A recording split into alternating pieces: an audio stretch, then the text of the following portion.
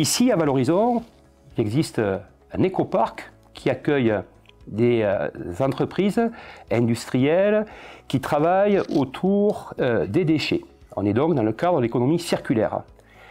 Et dans ce même site de l'écoparc, on trouve un village de réemploi.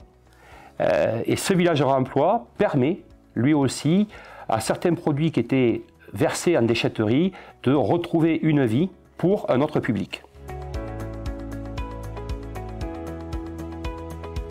Tout est parti en fait d'un constat, c'est qu'il y a des artisans, des entreprises qui dans leur activité ont des restes de matériaux. Et pour pas les jeter justement dans l'enfouissement, nous avons eu l'idée de mettre en rapport ces artisans, ces industriels avec le public, de manière à créer un lien pour essayer de trouver des acquéreurs à ces matériaux et éviter ainsi l'enfouissement.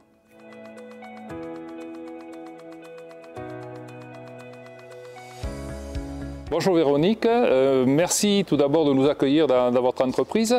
Est-ce que vous pourriez nous dire qu'est-ce que c'est qui vous a poussé à participer à cette première brocante des matériaux? Alors la motivation principale, c'était se faire de la place, mais tout en donnant une seconde vie aux matériaux que l'on a, essentiellement des retours de chantier, donc carrelage, faïence, sol souple, voilà, où ce sont de petites quantités qu'il est difficile pour nous de replacer sur les chantiers. Et une de notre motivation est notre inscription dans une démarche RSE et de réemploi. Le 17 et 18 mars, cette brocante est pour nous l'occasion de vendre à prix cassé nos retours de chantier.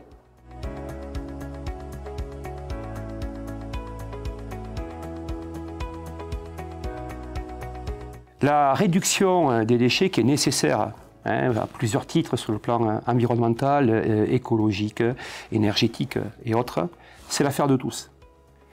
On a besoin d'initiatives. On a besoin d'être novateur, de voyager et de regarder ce qui existe sur notre département et bien au-delà. Cette initiative, elle a été portée dans un département extérieur et connu un certain succès. Et nous, pour y arriver, et c'est le message que je passe, c'est l'affaire de tous. Conseil départemental, les chambres consulaires, économie, chambres de métiers, intercommunalité. C'est ainsi qu'ensemble, on pourra relever cet enjeu qui est fort, celui de recycler et de réduire nos déchets.